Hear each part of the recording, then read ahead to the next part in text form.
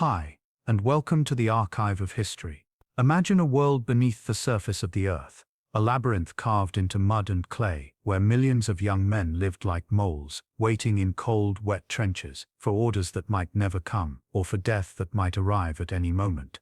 Picture yourself standing in a narrow ditch, the walls pressing close on either side, the sky reduced to a thin strip of grey above your head.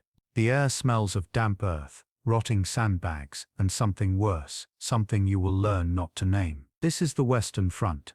This is the Great War. This is what it was like to be a soldier in World War I.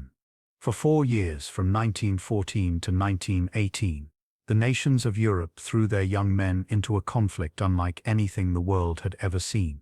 It was a war of machines and mud, of barbed wire and poison gas, of artillery barrages that could last for days without pause. It was a war where technology had outpaced tactics, where generals trained in cavalry charges sent men against machine guns, where courage meant climbing out of a trench and walking slowly toward enemy fire. Tonight we will walk with those soldiers. We will feel the cold water seeping into their boots, hear the whistle of incoming shells, taste the bitter tang of chlorine gas, and know the strange mixture of boredom and terror that defined their days. Before we drift off, I am always curious to know where my listeners are tuning in from and what time it is that they are listening tonight. Let me know in the comments. Now let the noise of the modern world fade away, settle into a comfortable position, and allow yourself to travel back more than a century, to a time when the map of Europe was about to be redrawn in blood, and the generation that would be called the Lost Generation was preparing to march toward the sound of guns. Close your eyes and imagine. The year is 1914. And everything is about to change.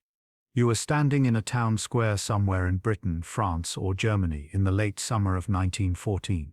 The air is warm, almost festive.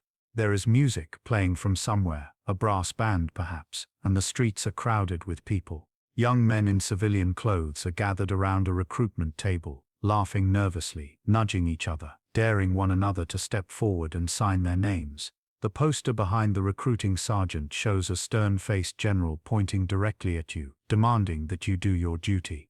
The words promise adventure, glory, and a chance to serve your country. They say the war will be over by Christmas.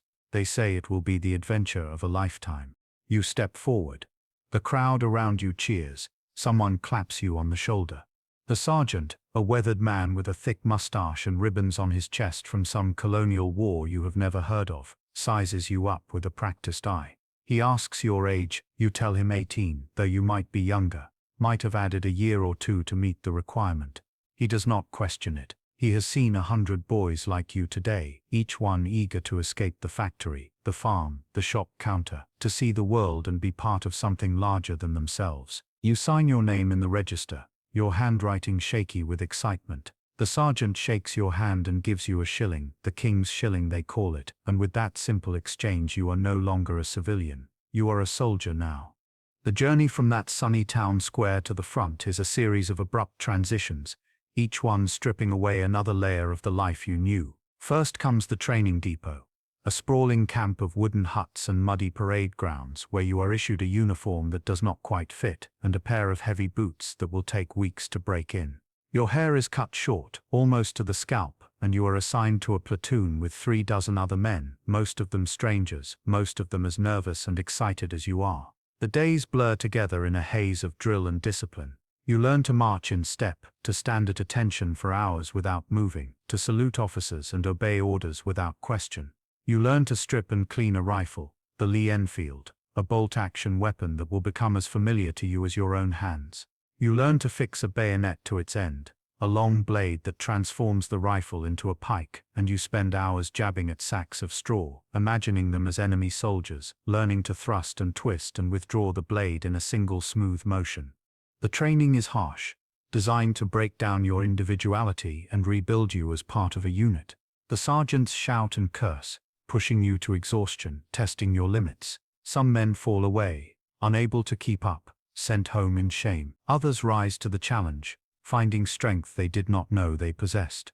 You wake before dawn each morning to the sound of a bugle, dress in the dark, and stand shivering in formation as the sun rises over the barracks. You eat plain food, porridge and bread and tea, always too little, always cold.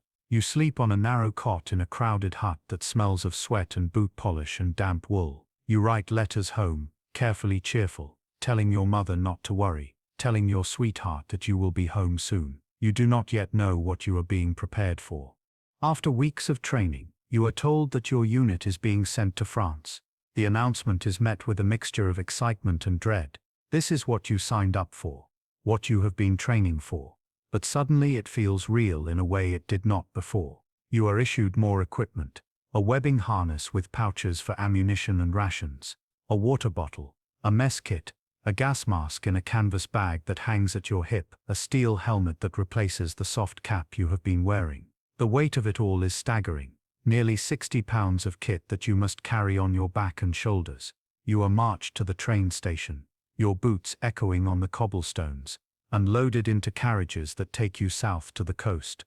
The crossing of the English Channel is your first taste of the chaos and discomfort that will define the war. The troopship is overcrowded, men packed shoulder to shoulder on the deck, and below, the smell of unwashed bodies and vomit thick in the air. The sea is rough, and many of the men are sick, leaning over the rail or collapsing in miserable heaps. You try to stay on deck, breathing in the salt air, watching the grey coastline of England fade behind you and the grey coastline of France appear ahead. When you finally disembark at a port town, your legs unsteady after the voyage, you are herded onto another train, this one even more crowded and uncomfortable than the last. The windows are painted over, and you cannot see where you are going. The train lurches and sways, stopping and starting without explanation, and the hours stretch into a long, tedious blur. When you finally reach the railhead, somewhere in northern France or Belgium, you are ordered off the train and formed up on a dirt road. The landscape here is flat and featureless, fields stretching to the horizon, broken by the occasional farm or village. It is late afternoon, and the sky is the color of dirty wool. You can hear something in the distance, a low, continuous rumble like thunder, but the sky is not stormy. It takes you a moment to realize what you are hearing. It is the sound of artillery, the guns of the Western Front, firing without pause. The sound is so constant that it becomes a kind of background noise, something you will learn to live with, to sleep through, to ignore even as it shakes the ground beneath your feet. You begin the long march toward the front. The road is crowded with men and vehicles, all moving in the same direction, toward the sound of the guns. There are columns of infantry, their rifles slung over their shoulders, their faces blank with exhaustion. There are wagons pulled by horses, loaded with supplies, their wheels squelching in the mud. There are motor trucks, their engines coughing and sputtering, carrying ammunition and rations. There are walking wounded, men with bandaged heads and arms in slings, limping back from the front, their eyes hollow and distant. No one speaks to you, no one tells you what to expect. You are simply part of the endless stream of men moving toward the war. As you march, the landscape begins to change. The neat fields and villages give way to something more desolate. The trees along the road are shattered, their trunks splintered and blackened, their branches reaching toward the sky like skeletal fingers. The farmhouses are ruins, their roofs collapsed, their walls pocked with holes. The smell changes too, a sour, acrid stench that catches in the back of your throat and makes your eyes water. It is the smell of cordite and decay, of burned wood and something sweeter and more terrible. You try not to breathe too deeply. As night falls, you leave the main road and follow a communication trench that leads toward the front line. The trench is narrow, its walls reinforced with sandbags and wooden boards, its floor a slick of mud and water. You walk in single file, your rifle slung over your shoulder, your pack bouncing against your back with every step. The trench twists and turns, doubling back on itself, and you quickly lose all sense of direction. The walls rise above your head, blocking out the sky, and you feel a strange sense of claustrophobia, as if the earth is closing in around you. You pass other soldiers, men coming off duty, their faces streaked with mud, their eyes red with exhaustion. They do not look at you. They shuffle past in silence, their boots splashing in the water. After what feels like hours, you reach the front line. The trench here is deeper, more elaborate, with dugouts carved into the walls where men can shelter from the shelling. Your platoon is assigned to a section of the line, and you are shown to a fire step, a raised platform where you can stand and peer over the parapet, the wall of sandbags that separates you from the enemy. You climb onto the step and look out into the night. At first, you see nothing, just darkness and the vague shapes of broken ground. Then your eyes adjust, and you begin to make out the landscape of no man's land. It is a wasteland. The ground is churned and cratered, torn up by shellfire, a moonscape of mud and water-filled holes. There are tangles of barbed wire, coils and coils of it, stretching in every direction, glinting faintly in the starlight. There are the remains of trees, just stumps and broken trunks, standing like tombstones in a cemetery. And there in the distance, perhaps 200 yards away, you can see the enemy line, another trench, another wall of sandbags, another row of men just like you, waiting in the dark. The distance between the two lines is called no man's land, and it is the most dangerous piece of ground on earth. To cross it is to invite death. To stay in the trench is to endure a kind of slow torture. This is where you will spend the next days, weeks, perhaps months of your life. This is the Western Front. This is your new home. The trench is unlike anything you imagined. From a distance, from the maps and diagrams you studied in training, it seemed almost orderly, a neat line drawn across the earth. But to live in it, to inhabit it day and night, is to understand that it is a world unto itself, a world of mud and water and constant gnawing discomfort.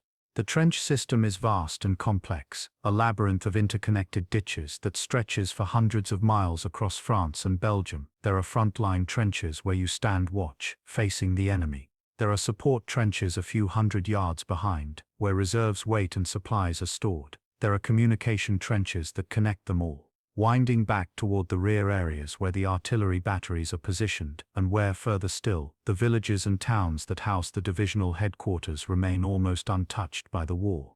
The frontline trench itself is about 7 feet deep and perhaps 4 feet wide at the base, widening slightly at the top. The walls are reinforced with sandbags, layer upon layer of them, stacked and tied into place. The sandbags are filled with earth, and they are heavy, always sagging, always needing to be replaced as the rain turns them into sodden, useless lumps. The floor of the trench is covered with duckboards, wooden slats laid down to keep your feet out of the water. But the duckboards are often broken or missing, and the water seeps up through the gaps, cold and filthy, pooling around your boots.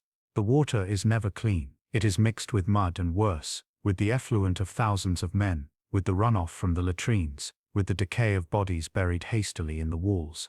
The parapet is the wall facing the enemy, and it is built up higher than the rear wall, the parados, to provide protection from rifle fire. Between the sandbags there are loopholes, small gaps through which you can peer out into no man's land or fire your rifle. The loopholes are dangerous. Snipers on the other side are watching for the slightest movement, the briefest exposure, and a moment's carelessness can mean a bullet through the head. You learn to approach the loopholes cautiously, to move slowly, to never stand in one place for too long. You learn to watch the enemy line through a periscope, a simple device of mirrors that allows you to see over the parapet without exposing yourself. Along the trench, at intervals of a few dozen yards, there are traverses, sharp zigzags in the line that prevent the enemy from firing down the length of the trench if they break through. These traverses also provide small alcoves where men can shelter, where supplies can be stacked, where the officers have their dugouts. The dugouts are crude shelters, little more than caves dug into the wall of the trench, shored up with timber and roofed with corrugated iron and more sandbags. They are dark and damp and smell of earth and sweat and stale tobacco smoke. In them men can sleep, or try to sleep, huddled together for warmth, listening to the constant drip of water from the ceiling. Above the trench, strung out in front of the parapet, are the wire entanglements. The barbed wire is everywhere, coiled and tangled in thick belts that stretch for dozens of yards.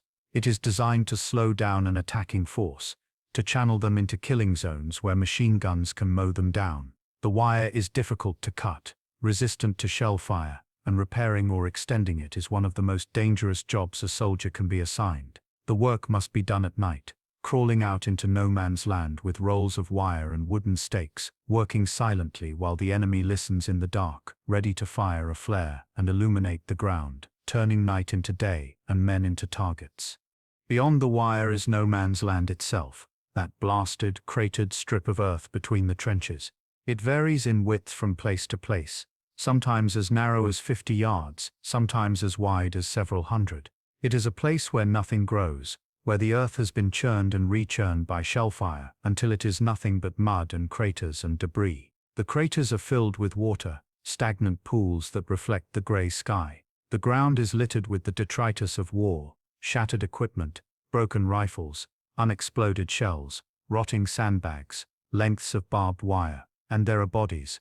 Some are half buried, others lie sprawled on the surface, swollen and black in the sun. They have been there for days, weeks, sometimes months. Impossible to retrieve, impossible to bury. You learn not to look too closely at them, to think of them not as men but as obstacles, as part of the landscape, something to be avoided or ignored. The smell of the trenches is something you never get used to. It is a thick, choking stench that clings to your clothes and your skin and your hair. It is the smell of unwashed men, of stale sweat and urine and feces, of rotting food and damp wool and mildewed leather. It is the smell of the latrines, open pits dug into the wall of the trench, crude and disgusting, always overflowing. It is the smell of decay, of bodies left too long in the sun, of rats that have fed on them and grown fat and fearless. It is the smell of cordite from the shells, a sharp, acrid smell that burns your nostrils and makes your eyes water.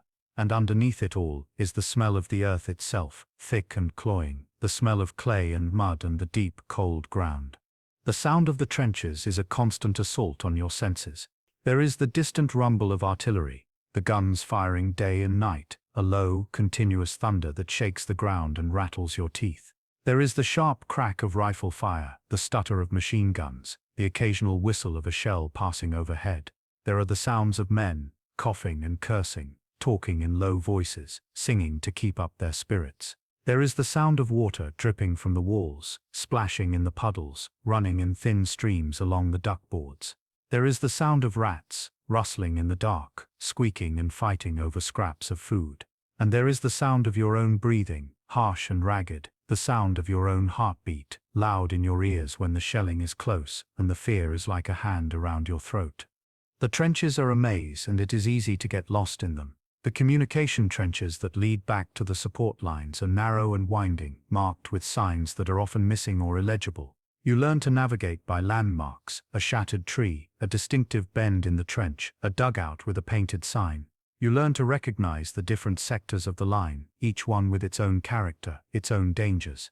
Some sections are quiet, almost peaceful, with only the occasional sniper shot or artillery round to remind you that you are at war.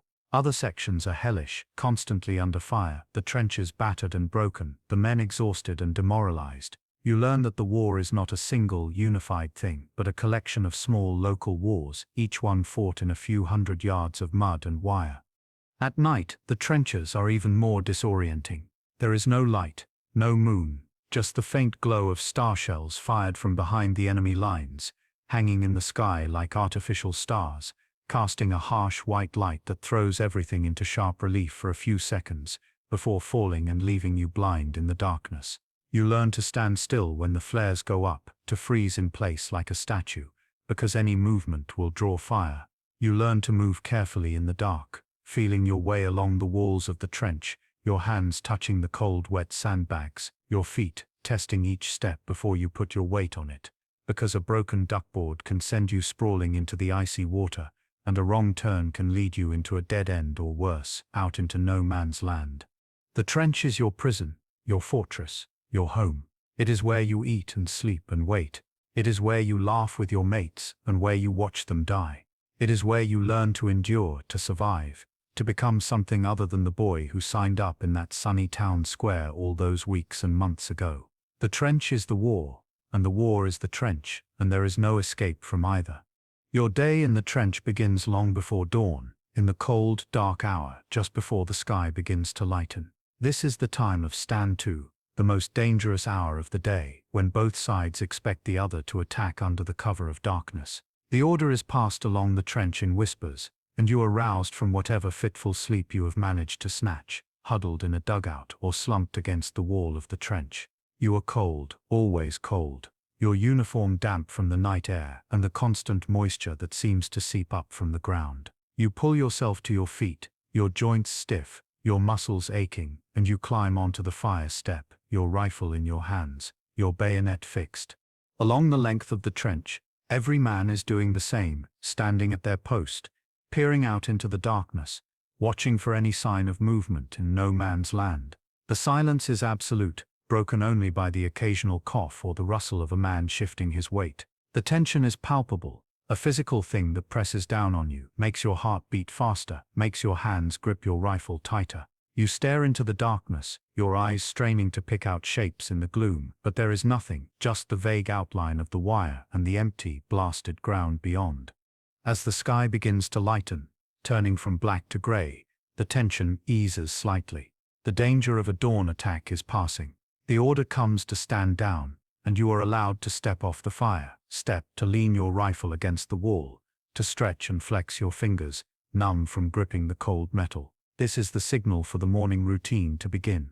The first order of business is the rum ration, a tot of dark, strong rum issued to every man to warm him against the cold and steady his nerves for the day ahead. The rum is harsh and burns your throat as you swallow it, but it spreads a welcome warmth through your chest and stomach, driving out some of the chill. After the rum comes breakfast, such as it is. The rations are basic, barely adequate to sustain you through the day. You are given a tin of bully beef, chunks of corned beef floating in a layer of congealed fat, or a tin of jam, plum and apple most often, thick and overly sweet. There is hard biscuit, a kind of thick cracker that is nearly impossible to chew without first soaking it in tea or water.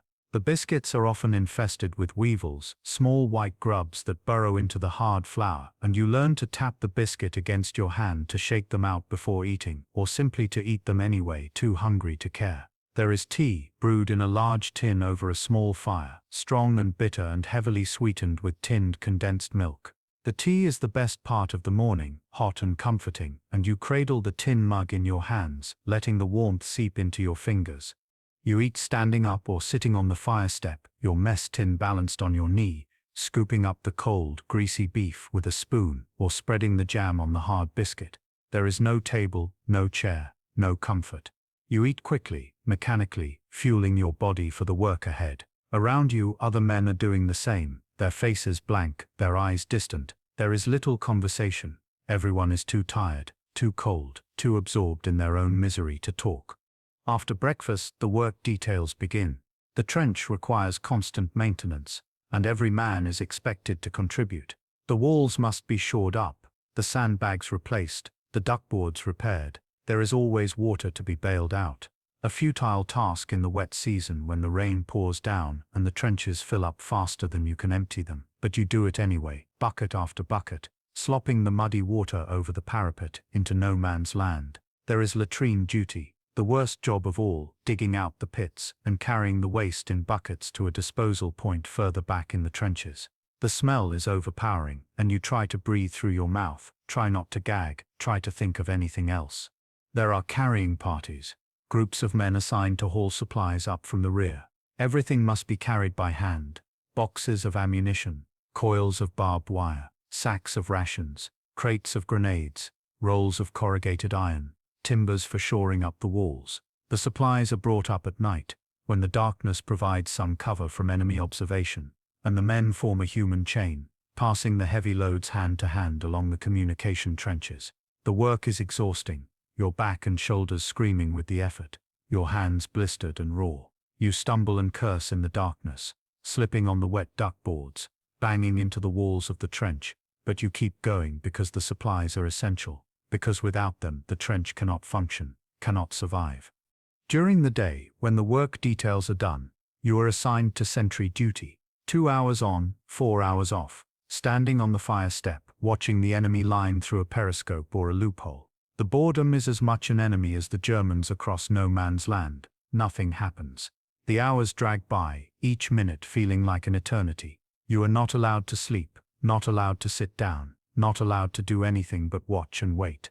Your eyes grow heavy, your mind wanders, and you have to fight to stay alert, to keep scanning the ground, to watch for the slightest movement that might indicate a sniper or a raiding party. The enemy does the same, watching you, waiting for a mistake. Occasionally, there is a sharp crack, a bullet zipping past your head or burying itself in the sandbags with a dull thud. Snipers are a constant threat, invisible marksmen who can kill from hundreds of yards away, their rifles fitted with telescopic sights that allow them to pick out a target even through the smallest gap in the parapet. You learn to be careful, to move slowly, to keep your head down, to never expose yourself unnecessarily. You learn to respect the sniper, to fear him, to understand that he is just like you, a man doing his job, trying to survive. In the afternoon, if there is time, there is mail call. The arrival of letters from home is the highlight of your day, sometimes the only thing that keeps you going. The letters are weeks old by the time they reach you, passed from hand to hand through the vast military postal system, but they are precious beyond measure. You tear open the envelope with trembling fingers, your eyes scanning the familiar handwriting, reading the news from home, the small, ordinary details of life that seem so distant and impossible now. Your mother writes about the weather, about the garden, about the neighbors. Your sweetheart writes about missing you, about waiting for you, about the future you will have together when the war is over. You read the letters over and over, memorizing every word, folding them carefully and tucking them into your pocket, close to your heart.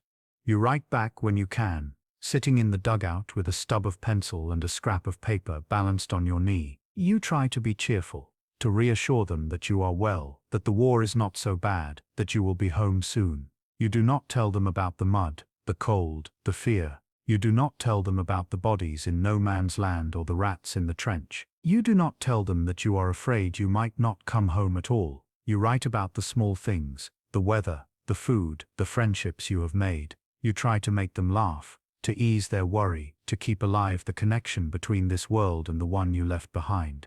As evening approaches, there is another stand-to, a repeat of the morning ritual. Every man on the fire step, weapons ready, watching for an attack that almost never comes. The light fades, the sky darkens, and the tension builds again. When the order to stand down finally comes, you are allowed to relax, to eat your evening meal, another tin of bully beef or a ration of stew, ladled out of a large pot and eaten with the same hard biscuits and bitter tea. At night, the trench comes alive in a different way. The darkness provides cover, and it is safer to move around, to repair the wire, to send out patrols, to relieve the men in the listening posts, small forward positions dug out in no man's land where men lie in the mud, listening for enemy activity. The night is when the war feels closest, when every sound is magnified, when every shadow is a threat. You sit in the darkness, your back against the cold wall of the trench, your rifle across your knees, and you listen. You listen to the sound of the guns, the distant rumble that never stops. You listen to the sound of the wind, whistling through the wire. You listen to the sound of the rats, scratching and scurrying in the dark. And you listen to your own thoughts, the fears and doubts and memories that come unbidden in the silence. This is your day in the trench, a cycle of discomfort and tedium punctuated by moments of terror. There is no front line in the traditional sense, no heroic charges or glorious battles. There is only the routine, the endless, grinding routine of surviving in the mud. The hardships of trench life are not dramatic. They do not announce themselves with the scream of shells or the rattle of machine guns. They are insidious, creeping, the kind of discomforts that wear you down slowly, day after day, until you can barely remember what it was like to be warm and dry and clean. The mud is the first and worst of these hardships, a constant, inescapable presence that dominates every aspect of your existence. It is not ordinary mud. It is a thick, glutinous substance, a mixture of clay and water and the churned-up earth, the consistency of porridge but heavier, stickier, harder to move through. The mud is everywhere. It clings to your boots, building up in thick layers until each foot weighs several pounds. It cakes on your uniform, stiffening the wool, making it heavy and uncomfortable. It gets into your rifle, jamming the mechanism, forcing you to spend hours cleaning it, digging out the muck with a small brush and a piece of cloth. It fills the bottom of the trench, sometimes ankle-deep, sometimes knee-deep, sometimes deeper. In the worst sectors, in the low-lying ground near rivers or in the shell-blasted moonscapes of the Somme and Passchendaele, the mud can be waist-deep, thick enough to swallow a man whole if he is not careful. You learn to fear the mud. You learn that to step off the duckboards is to risk sinking, to feel the cold slime closing around your legs, pulling you down. Men have drowned in the mud, exhausted and weighted down by their equipment, unable to pull themselves free. You learn to watch your footing, to test each step, to move slowly and carefully. You learn to help your mates, to form a human chain when someone gets stuck, pulling him free with a sucking, squelching sound, his legs covered in thick black mud up to the thigh. The rain makes it worse. It rains often in northern France and Belgium, cold, relentless rain that falls for days without pause, turning the trenches into rivers, washing away the duckboards, collapsing the walls. You stand in the rain, your greatcoat soaked through, water running down your neck and back, pooling in your boots. There is no shelter, no way to get dry. The dugouts leak, water dripping from the ceiling, the floor a slick of mud. You try to sleep, sitting up, huddled together with other men for warmth, but the cold seeps into your bones and you shiver uncontrollably, your teeth chattering, your body numb. In winter, the cold is even worse than the rain. The temperature drops below freezing, and the mud hardens into iron-hard ridges and ruts that are nearly impossible to walk on. Ice forms on the puddles, and frost coats the sandbags, turning them into stiff frozen blocks. Your hands go numb, your fingers white and senseless, and you have to warm them under your armpits or blow on them to get the feeling back. Your feet are always cold, always wet, and you can feel the ache spreading from your toes up through your legs. You stamp your feet, trying to keep the circulation going, but it is a losing battle. The cold is relentless, unforgiving. The cold and the wet combine to create one of the most dreaded conditions of trench warfare, trench foot. It is a medical condition, a kind of frostbite caused by prolonged exposure to cold, damp conditions. Your feet swell, the skin turning white and then red, then purple. The flesh becomes soft, almost gelatinous, and it begins to rot. The pain is excruciating, a deep, throbbing ache that makes it impossible to walk. In severe cases, gangrene sets in, and the foot must be amputated. The only prevention is to keep your feet dry, to change your socks regularly, to rub them with whale oil or petroleum jelly, but these simple measures are often impossible to implement in the trenches. There are not enough dry socks, not enough oil, and no way to keep your feet dry when you are standing in water all day and all night. The medical officers inspect your feet regularly, and if they find signs of trench foot, you are sent to the rear for treatment. This is both a relief and a source of guilt. You are relieved to escape the trenches, to have a chance to rest and recover, but you feel guilty for leaving your mates, for not doing your share. Some men are accused of malingering, of deliberately making their condition worse to avoid duty, and the threat of court-martial hangs over anyone whose symptoms seem suspicious. Then there are the rats. They are enormous, the size of cats, fat and sleek from feeding on the refuse and the bodies. They are everywhere, scurrying along the floor of the trench, climbing the walls, gnawing on the sandbags, darting in and out of the dugouts. They are bold, almost fearless, and they will steal your food if you leave it unattended, chewing through your pack to get at the rations inside. You try to kill them, stamping on them with your boots, clubbing them with the butt of your rifle, but there are too many of them, and they breed faster than you can kill them. The rats are disgusting, but they are also a reminder of the thin line between life and death in the trenches.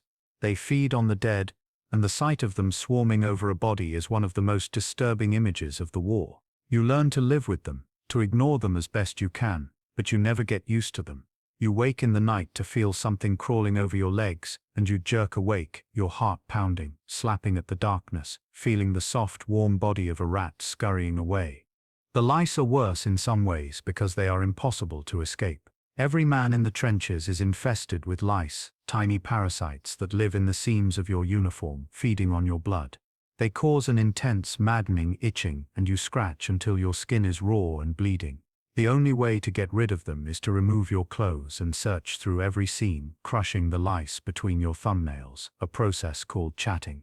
You do this whenever you have a spare moment, sitting in the dugout or on the fire step, your shirt in your hands, searching for the tiny white eggs and the grey bodies of the lice.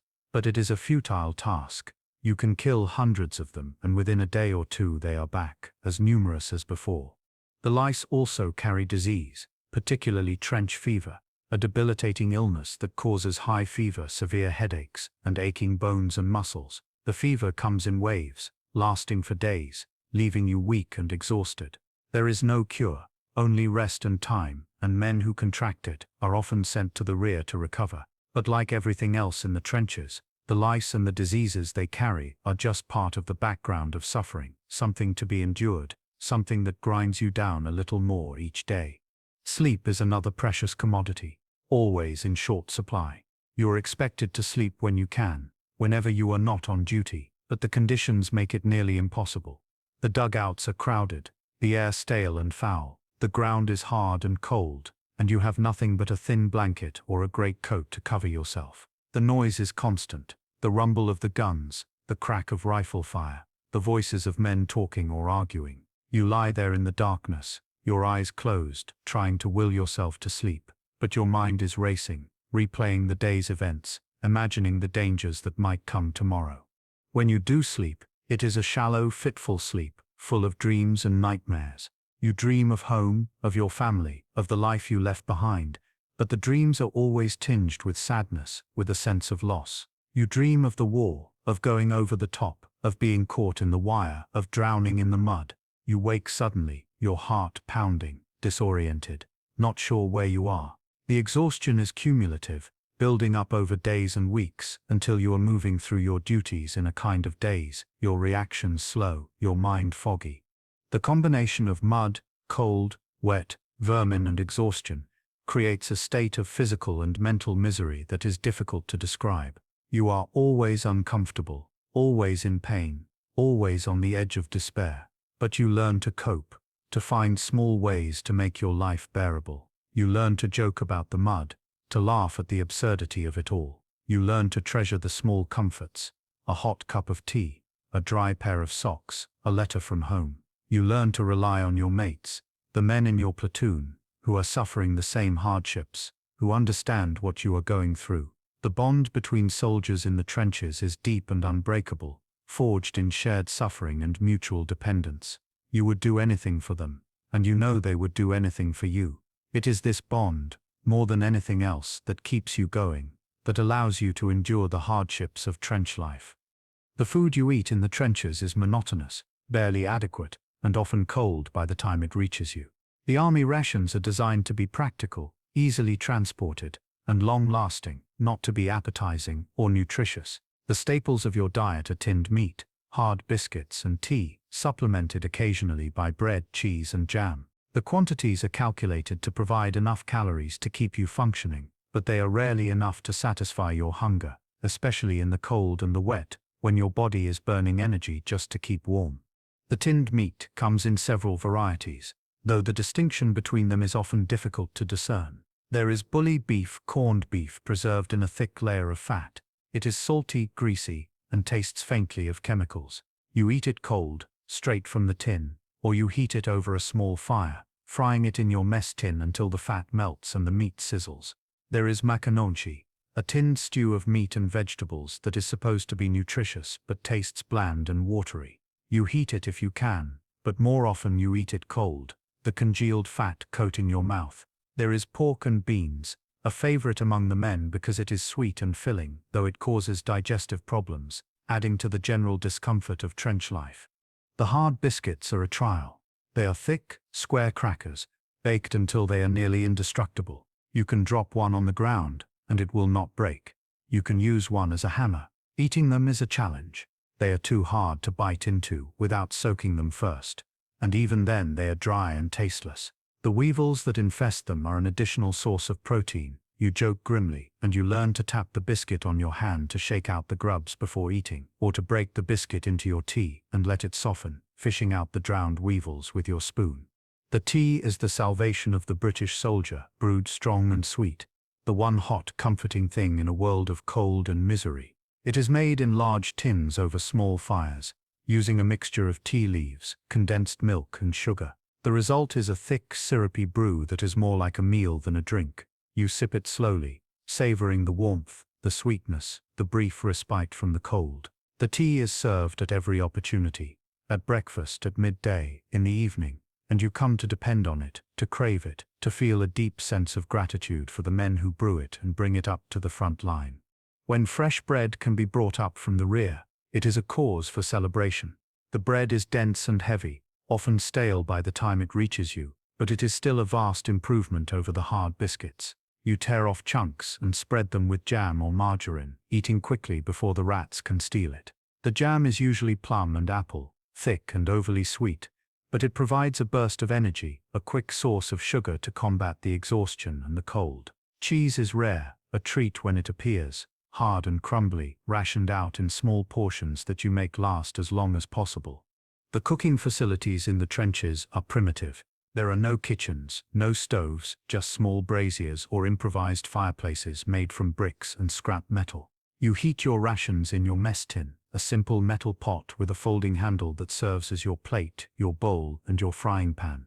You balance it on the edge of the brazier, waiting for the contents to warm, trying not to let the flames lick up and scorch the metal. The fire is fueled by wood, coal, or anything else that will burn, including pieces of the duckboards, torn-up sandbags, and even the wooden stakes used to support the wire. Smoke from the fires attracts enemy attention, and cooking during the day is discouraged, so most of your meals are eaten cold. Water is another precious resource, always in short supply.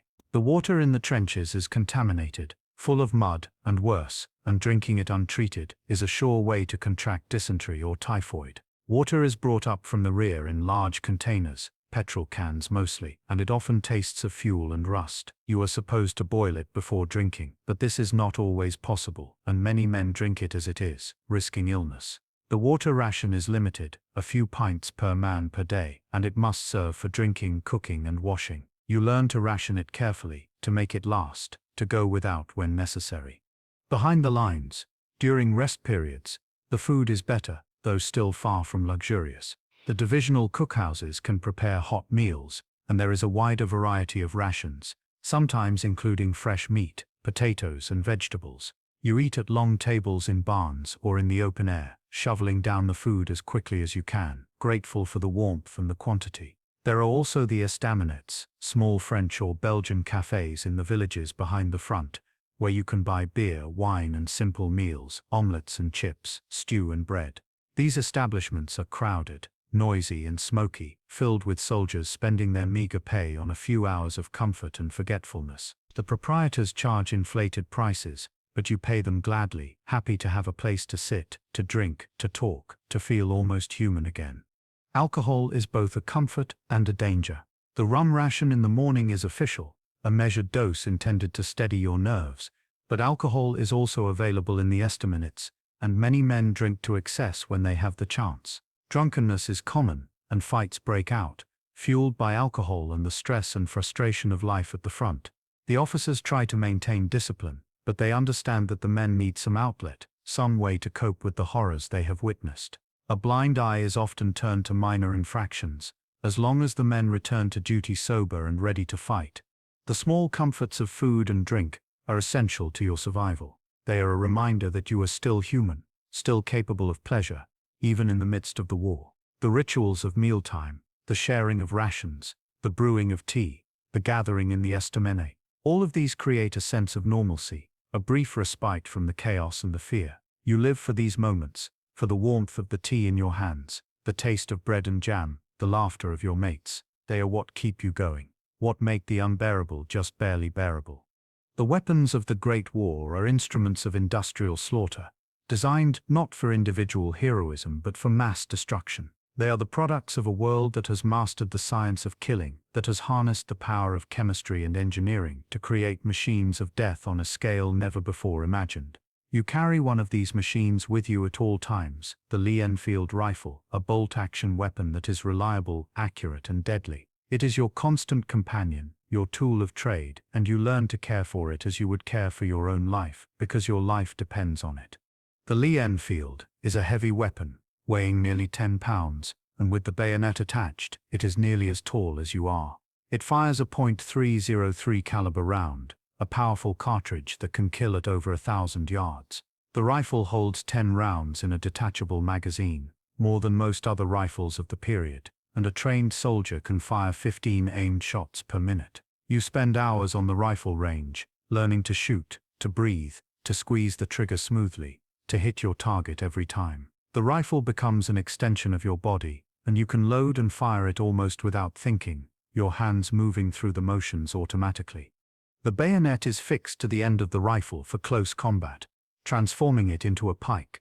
It is a long, slender blade, 17 inches of sharpened steel, and it is designed to kill with a single thrust.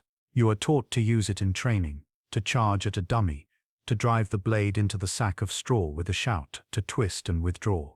The bayonet charge is a staple of military tactics, a relic of an earlier age, but in the trenches it is rarely used.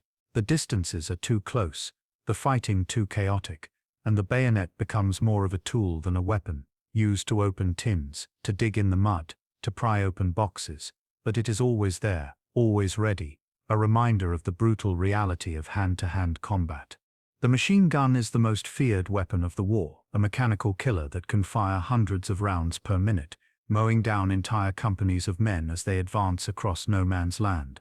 The British use the Vickers machine gun, a water-cooled weapon that is heavy and cumbersome but incredibly effective. It is operated by a crew of several men who feed belts of ammunition into the gun and pour water into the cooling jacket to prevent the barrel from overheating. The sound of a machine gun is unmistakable, a rapid, hammering chatter that echoes across the battlefield, and it strikes terror into the hearts of attacking infantry. You learn to recognize the sound, to know when you are in range, to dive for cover when you hear it start up. The artillery is even more terrifying than the machine gun. The guns are enormous, some of them weighing several tons, and they fire shells that are taller than a man. The shells are filled with high explosive, shrapnel or poison gas, and they can destroy entire sections of trench, obliterating everything in their path. The sound of an artillery barrage is like nothing else, a continuous roar that shakes the earth, that makes it impossible to think or speak or hear. You crouch in your dugout, your hands over your ears, feeling the concussions through the walls, praying that the next shell will not land on top of you. The artillery fire comes in waves, sometimes lasting for hours, sometimes for days. Before a major attack, the guns will pound the enemy lines, trying to destroy the wire, to collapse the trenches, to kill as many men as possible. The bombardment is supposed to make the attack easier, to soften up the defenses, but in reality it often does little more than churn up the ground, creating more craters, more obstacles for the attacking infantry to cross. And the enemy guns respond, firing back, targeting your trenches, your supply lines, your artillery batteries. The counter-battery fire is just as deadly, just as terrifying, and there is no escape from it, no safe place. The shells themselves are different types, each with its own characteristics. The high explosive shells are the most common, filled with TNT or a similar explosive. They detonate on impact, creating a massive explosion that sends shrapnel flying in all directions, tearing through flesh and bone, shredding sandbags, collapsing dugouts. The shrapnel shells are designed to explode in the air, raining down thousands of metal balls on the men below. They are particularly effective against troops in the open, and the sound of shrapnel falling is like a hailstorm, a pattering, whistling sound that is followed by screams. The gas shells are the most insidious, filled with chlorine, phosgene, or mustard gas, released in a cloud that drifts across the battlefield on the wind. The gas burns your lungs, your eyes, your skin, and it can kill in minutes. Poison gas is one of the most feared and hated weapons of the war. It is invisible, silent, and deadly, and it strikes without warning. The first time you experience a gas attack, you are unprepared, confused by the strange smell, the sudden choking sensation, the panic that grips you as you realize what is happening. The alarm is raised, someone shouting gas, gas, and you scramble to pull on your gas mask, a crude contraption of rubber and canvas with thick glass eyepieces and a canister of chemicals to filter the air. The mask is hot and claustrophobic, and it is difficult to breathe through it, but it is the only thing that stands between you and a horrible death. You learn to put on the mask quickly, in seconds, your hands moving without thought, because every second counts. You learn to recognize the different types of gas by their smell. Chlorine smells like bleach, phosgene like musty hay, mustard gas like garlic or horseradish. You learn to watch for the gas clouds, low-lying mists that hug the ground and drift toward you on the breeze. You learn to stay low, to keep your mask on, even when the alarm is over, because the gas can linger for hours in the craters and the low-lying areas. The gas casualties are among the worst you see, men choking and gasping, their lungs seared, their eyes blinded, their skin blistered and raw. Some die quickly, others linger for days, drowning in their own fluids, their bodies destroyed from the inside out. The tanks are a new weapon, introduced late in the war, and they are both terrifying and awe-inspiring. They are enormous, lumbering machines, armored boxers on caterpillar tracks, bristling with guns. They are slow and unreliable, often breaking down or getting stuck in the mud. But when they work, they are devastating, crushing the wire, crossing the trenches, firing their guns at point-blank range. The sight of a tank advancing across no man's land is enough to break the morale of any defender, and men flee in panic, abandoning their positions, running for their lives. But the tanks are also vulnerable, their armor thin, their vision limited, and they are often targeted by artillery, or attacked by brave men with grenades or anti-tank rifles. The weapons of the Great War are a reflection of the war itself, impersonal, mechanical, designed for mass slaughter. They turn the battlefield into a killing ground, a place where individual courage and skill count for little, where death comes from a distance, from an unseen enemy, from a machine. You learn to respect these weapons, to fear them, to understand that in this war the machines are more powerful than the men who wield them. Night in the trenches is a different world, a realm of shadows and whispers and sudden violence. As the sun sets and the darkness deepens, the front line comes alive with a new kind of activity. This is when the real work of the war is done, the dangerous, delicate work that cannot be accomplished in the daylight. The enemy is watching, always watching, and any movement during the day draws fire. But at night, under the cover of darkness, men can move, can work, can fight, and so, as the stars appear above the trenches, you prepare for the night's duties. One of the most common and dangerous tasks is the repair and extension of the barbed wire. The wire entanglements in front of the trenches are essential for defense, but they are constantly being damaged by shellfire, by raids, by the simple passage of time. The wire must be maintained, repaired, strengthened, and this work can only be done at night. You are assigned to a wiring party, a small group of men tasked with carrying coils of wire and wooden stakes out into no man's land. You blacken your face with mud or burnt cork to avoid being seen, and you leave all unnecessary equipment behind, carrying only your rifle, your bayonet, wire cutters, and the heavy coils of barbed wire slung over your shoulder. You climb over the parapet, moving slowly, carefully, testing each foothold before putting your weight on it. The ground in no man's land is treacherous, full of craters and debris, and it is easy to twist an ankle or fall into a hole. You move in single file, each man keeping close to the one in front, your eyes straining to see in the darkness. The night is never truly silent. You can hear the distant rumble of the guns, the occasional crack of a rifle shot, the rustle of the wind through the wire. You can hear your own breathing, harsh and loud in your ears, and the pounding of your heart. You reach the wire and begin to work, driving the stakes into the ground with a mallet wrapped in cloth to muffle the sound, uncoiling the wire and stringing it between the stakes. The work is slow and painstaking, and you are constantly aware of the danger. The enemy is listening, and any sound, any flash of movement can bring a burst of machine gun fire or a shell. You work in silence, your hands moving quickly, efficiently, every sense alert. The wire is sharp, and it cuts your hands even through your gloves, but you ignore the pain, focused on the task. Suddenly there is a hissing sound, and the sky lights up as a star shell bursts overhead, hanging in the air on its parachute, casting a harsh white light over the battlefield. You freeze, dropping flat on the ground, pressing yourself into the mud, your heart pounding. The light is blinding, and you can see every detail of the ground around you, the craters, the wire, the bodies lying half buried in the mud. You hold your breath, praying that you have not been seen, that the enemy snipers are not lining up their shots. The seconds stretch into eternity, and then the flare begins to fall, the light fading, and the darkness returns. You wait a few moments longer, then slowly, carefully, you resume your work. When the wiring is done, you gather up your tools and make your way back to the trench, moving even more cautiously than before, because the enemy will be watching for you, waiting for you to make a mistake. You climb back over the parapet, dropping into the trench with a sense of relief, your legs shaking with exhaustion and fear. Another night's work is done. Another common night duty is patrol, venturing out into no man's land to gather information about the enemy, to check for signs of activity, to probe the defenses. Patrols are small, usually just a handful of men, and they are led by an officer or a senior non-commissioned officer. You volunteer for patrol duty, not because you want to, but because it is expected, because your mates are doing it, because you do not want to be seen as a coward. You are given a password, a phrase that you will use to identify yourself when you return to the trench, and you are briefed on the route you will take, the objectives you are to achieve. You move out into no man's land, crawling on your belly, your rifle cradled in your arms, your eyes scanning the ground ahead. The patrol moves slowly, stopping frequently to listen, to watch, to make sure you are not being followed.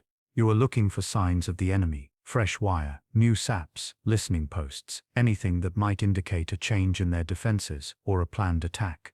You are also looking for prisoners, lone sentries or stragglers who can be captured and brought back for interrogation. The tension is unbearable. Every sound is magnified. Every shadow is a threat. You see movement in the darkness, and you freeze, your finger on the trigger of your rifle, your heart hammering in your chest. But it is just a rat, or a piece of cloth flapping in the wind, or your own imagination playing tricks on you. You move on, inch by inch, your senses screaming, every nerve on edge.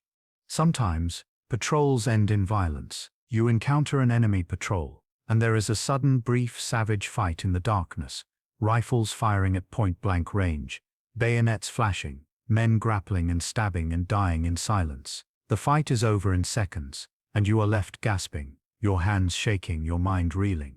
You do not know if you killed anyone, do not know if your mates are alive or dead. You gather up the wounded and retreat back to your own lines, stumbling and cursing, desperate to get back to the safety of the trench.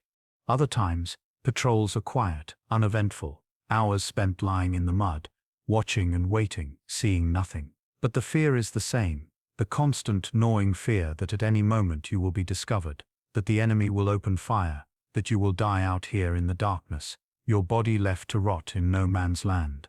The most dangerous and audacious night operations are the trench raids. These are small-scale attacks, designed to capture prisoners, to destroy enemy positions, to gather intelligence, or simply to harass and demoralize the enemy. A raid is carefully planned, rehearsed in training trenches behind the lines, and executed with speed and violence. You are part of a raiding party, perhaps a dozen men or more, armed with rifles, bayonets, grenades, and clubs. You are told your objective, a specific section of the enemy trench, and you are given a time limit, usually no more than 20 minutes, to get in, do your job, and get out.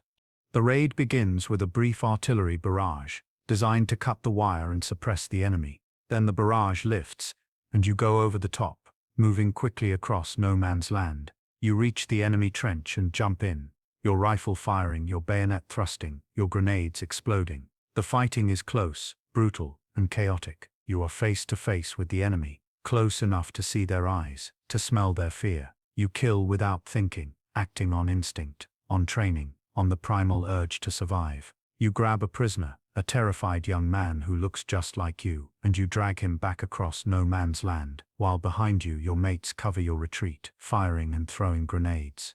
The raid is over almost before it begins, and you are back in your own trench, panting and bleeding, your hands shaking, your mind numb. The prisoner is handed over to the officers, and you collapse on the fire step, exhausted, trying to process what just happened. The night raids are the most intense, most terrifying experiences of the war, and they leave a mark on you, a stain that never quite washes away.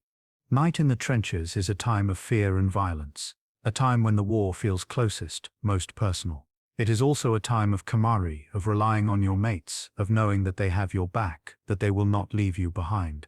The night work is dangerous, exhausting, and soul-crushing, but it is also essential, and you do it because you must, because there is no one else, because this is what it means to be a soldier in the Great War. There comes a moment, after days or weeks in the trenches, when the word is passed along the line that you are going over the top. An attack has been ordered, and you are part of it. The announcement is met with a strange mixture of dread and anticipation. You have been living in the mud, enduring the cold and the wet and the boredom, and part of you is almost eager for action, for the chance to do something, to move, to fight. But another part of you, the part that has seen the bodies in no man's land, that has heard the machine guns and felt the shells explode, knows that this is the moment you have been fearing, the moment when you will have to climb out of the relative safety of the trench and walk into the guns. The preparation for the attack begins days in advance. The officers gather the men and brief them on the plan. The objective is explained, a section of the enemy trench, a fortified position, a village or a ridge. You are shown maps, crude drawings of the enemy lines, and you are told your role, where you will attack, what you are expected to achieve. The plan sounds simple on paper, a straight line from your trench to the enemy trench, but you know that nothing is ever simple in war. In the days before the attack, the artillery begins a bombardment, pounding the enemy lines day and night. The barrage is supposed to destroy the wire, to collapse the trenches, to kill the defenders. The noise is deafening, a continuous roar that goes on for hours, for days. You watch the shells exploding in the distance, great fountains of earth and smoke rising into the sky, and you try to imagine what it must be like on the other side, to be under that barrage, to endure that hell. You hope that the artillery is doing its job, that when the time comes to attack, the enemy will be too stunned, too weakened to resist. But deep down, you know that the wire is never fully cut, that the dugouts are deep and strong, that the enemy will be waiting.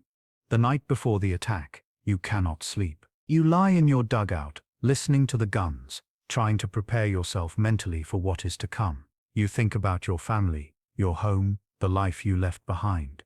You wonder if you will ever see them again. You write a letter, a final letter, and you tuck it into your pocket, hoping that if you are killed, someone will find it and send it home. You check your rifle, your ammunition, your equipment, making sure everything is in order. You clean your bayonet, sharpen it, test the edge with your thumb. You are trying to keep busy, to keep your mind occupied, but the fear is like a cold hand gripping your heart, and it will not let go. In the early morning, before dawn, the rum ration is doubled, a generous measure to steady your nerves. You drink it quickly, feeling the warmth spread through your body, dulling the edge of your fear. You are issued extra ammunition, grenades, and sometimes a club or a sharpened entrenching tool for close combat. You gather with your platoon, standing in the trench, packed shoulder to shoulder, waiting for the order. The officers move among you, offering words of encouragement, checking that everyone is ready. Some men are praying, others are joking nervously, trying to keep up their spirits. Some are silent, their faces pale, their eyes distant. The barrage continues, and then, at a prearranged time, it stops. The sudden silence is shocking, almost physical. And in that silence you can hear your own breathing, the pounding of your heart. The whistle blows, a shrill, piercing sound, and the order is given. Over the top, you climb the ladder, your legs shaking, your hands gripping the rungs. You reach the top of the parapet and step out onto the ground, and the world explodes around you. The enemy machine guns open up immediately, the bullets cracking through the air, kicking up spurts of earth at your feet. The artillery, which was supposed to have destroyed the enemy, has done little, and the wire is still intact, great tangled belts of it stretching across no man's land. Men are falling all around you, cut down by the machine gun fire, their bodies crumpling, their cries lost in the noise. You start to walk forward, slowly, deliberately, as you have been trained. The officers have told you to advance in lines, to maintain formation, to present a solid front.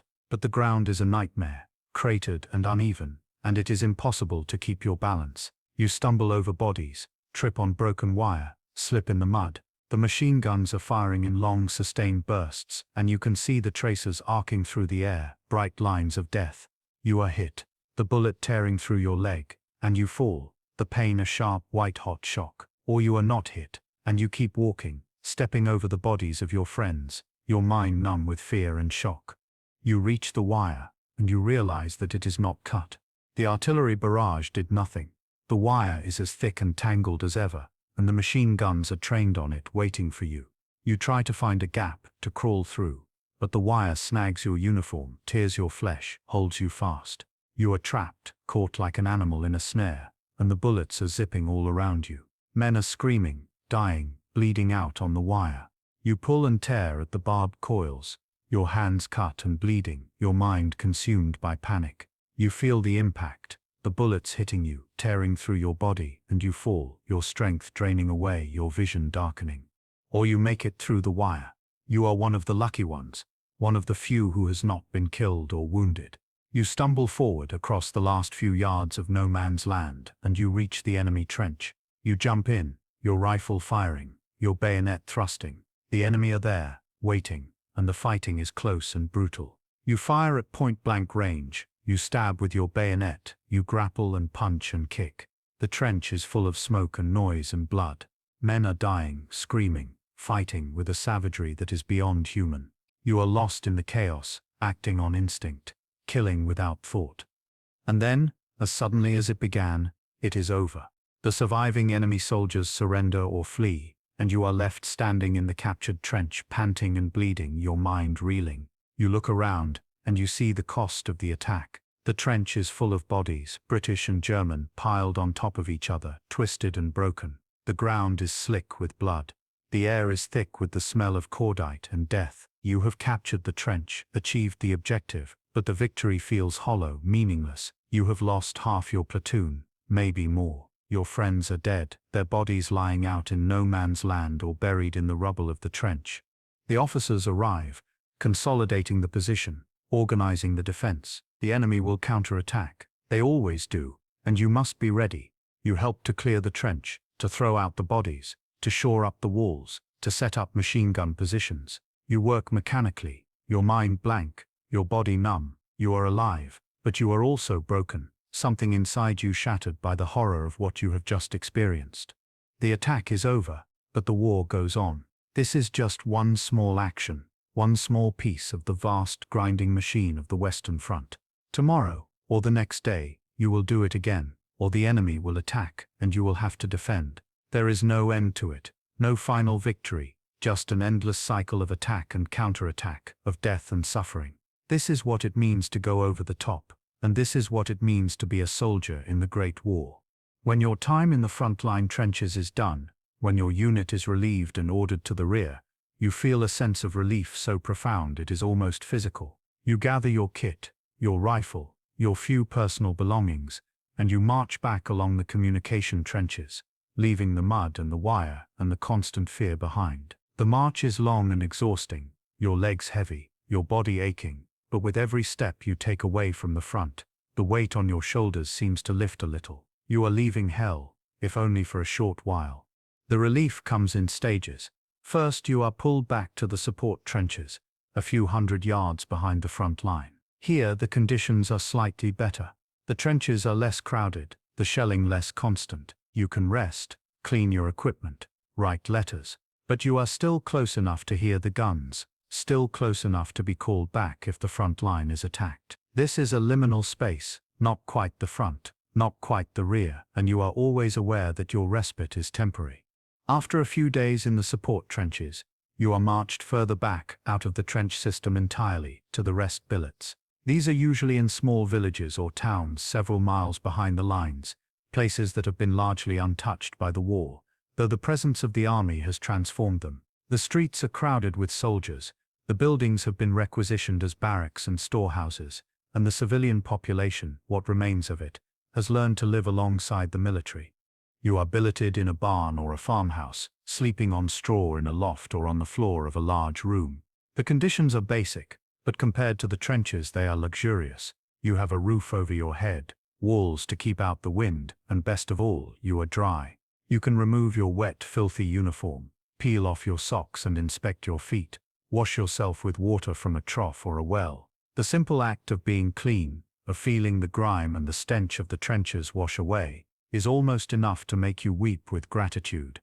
The first meal in the rest billets is a feast. The field kitchens can prepare hot food, and you are served stew thick and rich with meat and vegetables, and bread fresh or nearly so, and tea, gallons of hot sweet tea. You eat until you are full, until your stomach aches, and you lie back on the straw, feeling a contentment you have not felt in weeks. Around you, other men are doing the same, laughing and joking, their spirits lifted by the simple pleasure of food and shelter. The days in the rest billets follow a routine, but it is a routine free from the constant threat of death. You wake late, to the sound of a bugle or the shouts of a sergeant.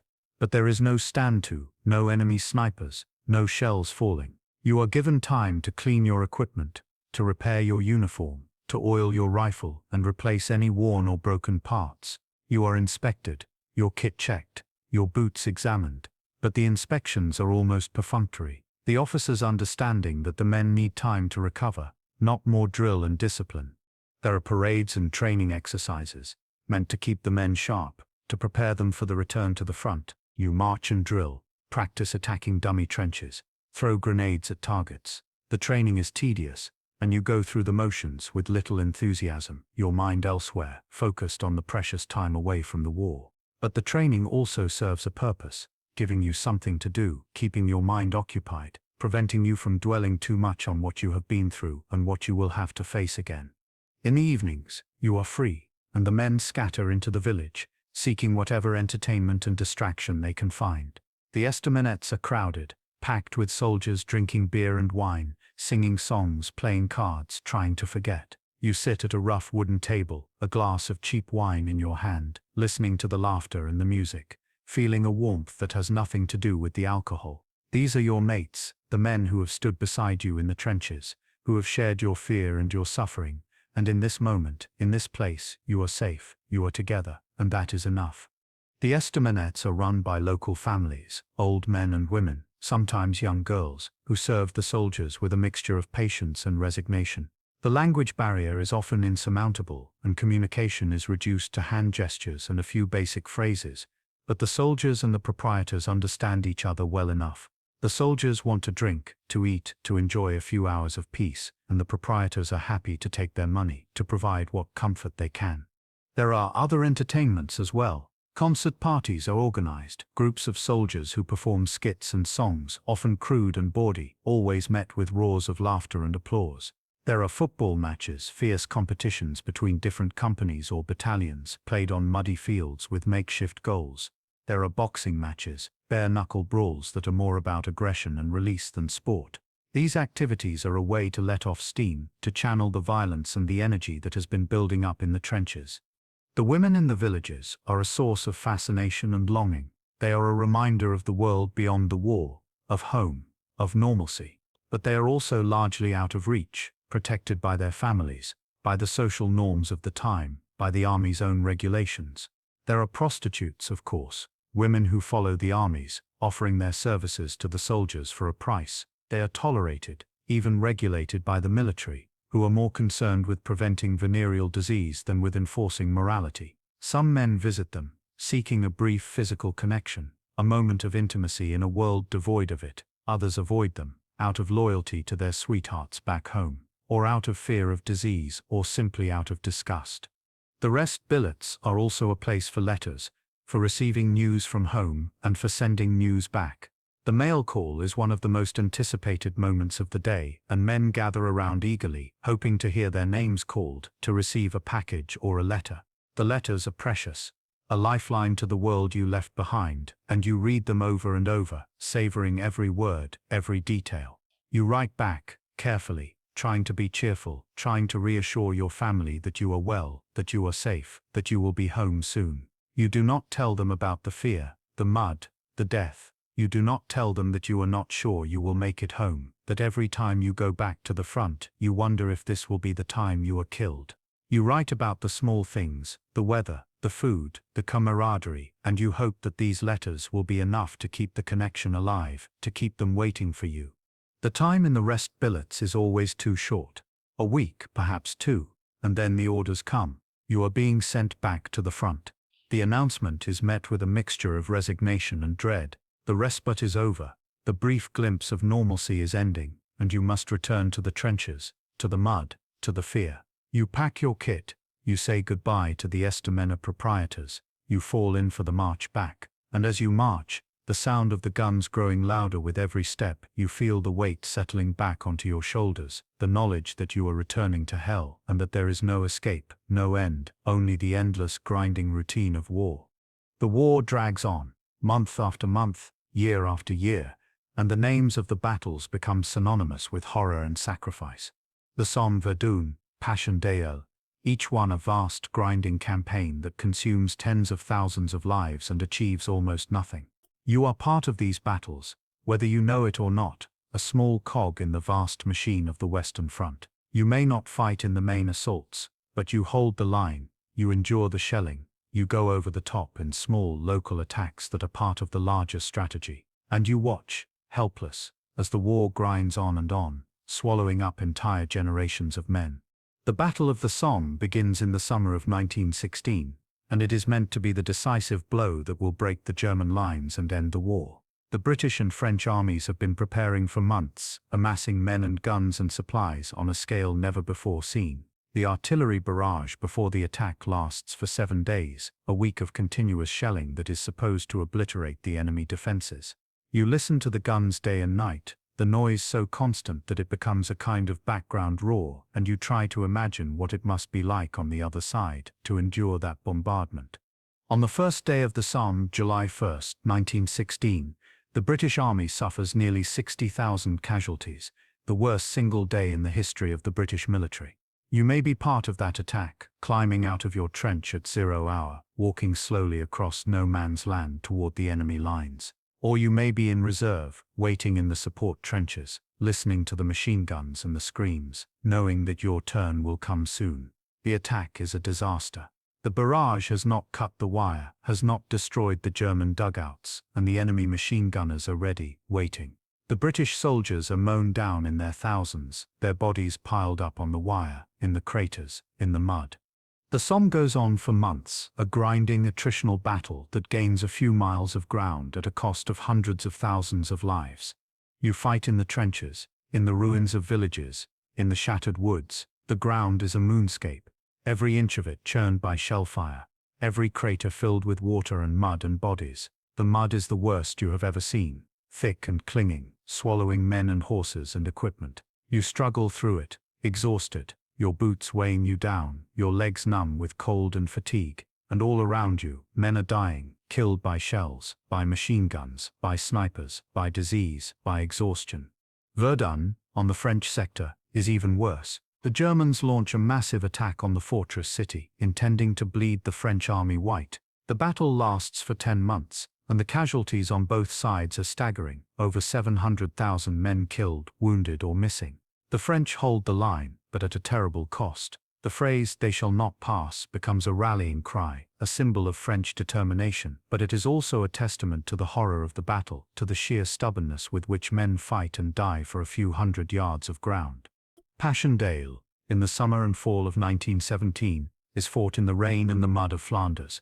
The British launch another offensive, trying to break through the German lines and capture the ridges that overlook the town of Ypres.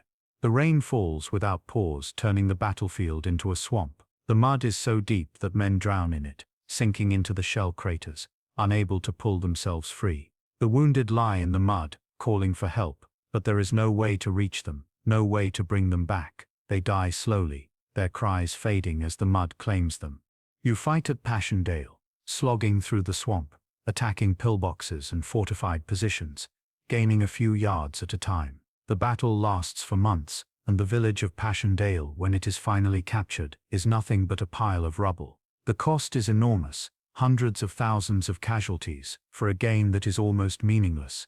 The generals call it a victory, but to you and your mates it is just another name on the long list of horrors, another place where the flower of a generation was cut down in the mud.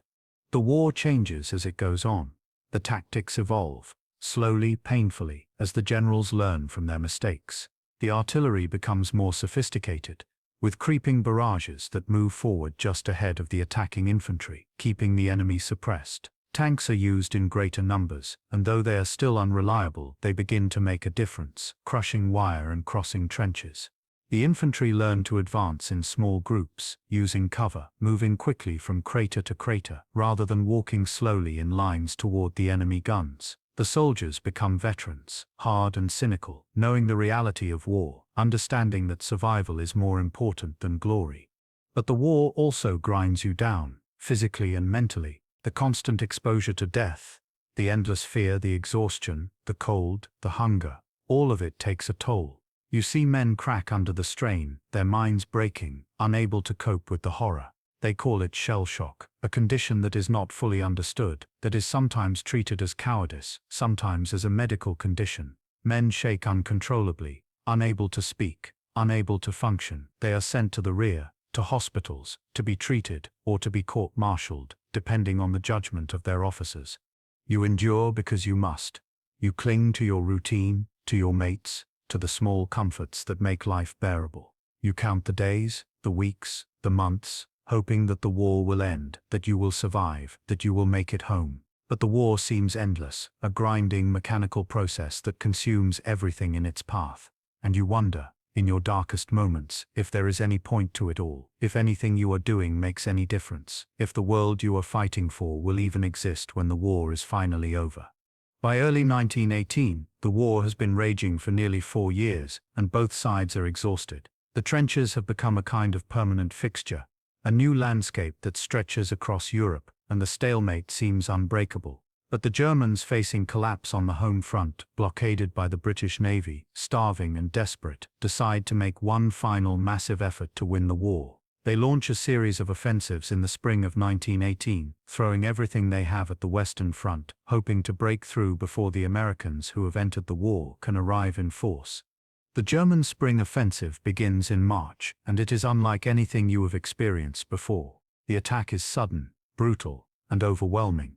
The Germans use new tactics: stormtroopers who infiltrate through the lines, bypassing strongpoints, striking deep into the rear areas. The bombardment is short but devastating, a hurricane of shells that falls on the British trenches, and then the German infantry come, wave after wave of them, moving quickly, exploiting every gap, every weakness. You are in the trenches when the attack begins, and the world explodes around you. The shells fall without pause, the noise deafening, the ground shaking. You huddle in your dugout, praying that the roof will hold, that the shells will not hit you, and then the barrage lifts, and you hear the shouts, the sound of battle, and you know the Germans are coming. You grab your rifle and climb onto the fire step, and you see them, grey figures moving through the smoke and the gas, advancing toward you. The fighting is desperate, chaotic. You fire your rifle until the barrel is hot. You throw grenades, you stab with your bayonet. The Germans are everywhere, overwhelming your defenses, pouring into the trenches. You fall back, retreating, fighting a rearguard action, trying to slow them down. The line breaks, and you are part of the retreat, a disorganized mass of men falling back through the support trenches, through the communication trenches, abandoning positions that have been held for years. The retreat is harrowing. You march for days, exhausted, hungry, demoralized. The Germans are close behind, pressing their advantage, and you are constantly fighting, constantly under fire. The landscape changes as you move, the trenches giving way to open fields, to villages, to roads. You are no longer fighting a static war, but a war of movement, and it is both exhilarating and terrifying. You have not seen this much of the countryside in years, have not moved this far this fast, and it is strange to be out in the open, to see the sky above you without the narrow walls of the trench blocking your view. But the retreat is also a defeat, and you know it. The Germans have broken through, have achieved what they could not do in 4 years of fighting, and for a moment it seems as if they might win, might reach Paris, might end the war on their terms. But the offensive exhausts the Germans. They outrun their supply lines, their men are tired, their attacks lose momentum, and the Allies, reinforced by fresh American troops, begin to push back. In the summer of 1918, the tide turns. The Allies launch a series of counter-offensives, using tanks, aircraft, and new tactics, and the Germans begin to fall back. You are part of the advance, moving forward over ground that was once no man's land, over the trenches and the wire and the shell craters that have defined your world for so long. The advance is cautious at first, the men wary, expecting the Germans to hold, to fight back. But the resistance is weaker than expected, the enemy retreating, abandoning their positions, surrendering in large numbers. The advance continues through the summer and into the fall, and the pace quickens. You are marching again, day after day, pushing the Germans back, liberating towns and villages, seeing the damage the war has done, the homes destroyed, the fields pockmarked with craters, the trees shattered. The civilians who remain, old men and women and children, come out to greet you, waving flags, offering food and wine, grateful for their liberation. But you are too tired, too numb to celebrate. You are just glad to be moving, glad that the war seems to be ending at last. In November, the rumors begin to circulate. The Germans are asking for an armistice. They are suing for peace. You do not dare to believe it at first, afraid to hope, afraid to let yourself think that the war might actually be over. But on November 11th, 1918, at 11 o'clock in the morning, the guns fall silent. The order is passed along the line: cease fire. The war is over. The silence is shocking, almost physical. For 4 years the guns have fired without pause, and the sound has been the constant background to your life, and now suddenly there is nothing, just silence, and the wind and the distant sound of men cheering. You stand in the trench, or on the road, or in a field, and you listen to the silence, and you feel a strange mixture of emotions. Relief, yes, but also disbelief, and exhaustion, and a kind of emptiness. The war has defined you, has consumed every moment of your life for years, and now it is over, and you do not know what to do, how to feel. You look around at your mates, and you see the same confusion in their eyes. Some men are laughing, some are crying, some are just sitting, staring into space. The war is over, but it does not feel like victory. It feels like survival, nothing more. You have lived through the greatest war in history. You have endured things that no human should have to endure, and you are still here, still alive. But you are changed, forever marked by the experience, and you know that the world will never be the same. The armistice is signed, and the war is officially over. The armies begin to demobilize, and you are sent home, back to the country you left so long ago, back to the life you almost forgot existed. But you are not the same person who left. You are harder, colder, more distant. You have seen too much, done too much, to ever go back to the way things were. The world has moved on, and you must find a way to live in it, to make peace with the memories, the nightmares, the ghosts of the men you left behind. The Great War ended more than a century ago, but its echoes remain in the cemeteries that dot the landscape of France and Belgium, in the memorials that stand in every town and village, in the stories passed down through families. The soldiers who fought in that war, who endured the trenches, the mud, the gas, the shells, who went over the top and walked into the guns. They are gone now, the last of them having passed away decades ago. But their legacy endures in the memory of what they suffered, in the understanding of what war truly costs. To be a soldier in World War I was to live in a world of constant, grinding hardship, a world where death was always close, where survival was a matter of luck as much as skill. It was to endure conditions that were almost unimaginable, to live like an animal in the mud, to fight with machines that turned the battlefield into a slaughterhouse. It was to lose friends, to watch men die in horrible ways, to carry the weight of that loss for the rest of your life. It was to be part of something larger than yourself, something terrible and magnificent, a war that changed the world forever. The trenches of the Western Front are gone now, filled in and plowed over, reclaimed by farmers and turned back into fields. But in some places, you can still see the traces, the lines of the old trenches, the shell craters, now softened by time and grass. And in some places, the land is still scarred, still poisoned by the chemicals and the explosives, still holding the bodies of men who were never found, who remain there still, buried in the mud where they fell. The story of the Great War is a story of courage and endurance, but it is also a story of futility and waste, of a generation lost, of the price of modern war. It is a reminder that war is not glorious, not heroic, but brutal and dehumanizing, a machine that consumes everything in its path. And it is a reminder of the resilience of the human spirit, of the ability of men to endure unimaginable hardships, to find moments of hope and camaraderie even in the darkest of times. Thank you for joining me tonight on this journey into the past, for walking with me through the trenches, for enduring with me the cold and the mud and the fear. Our story fades now, like the light of a star shell falling in the darkness, but the echoes of this world remain, in the memory of those who lived it, in the lessons it teaches us still. Until next time, rest well, and remember, the past is not lost. It is always with us, waiting to be remembered, waiting to teach us what it means to be human. Sleep well, and dream of peace.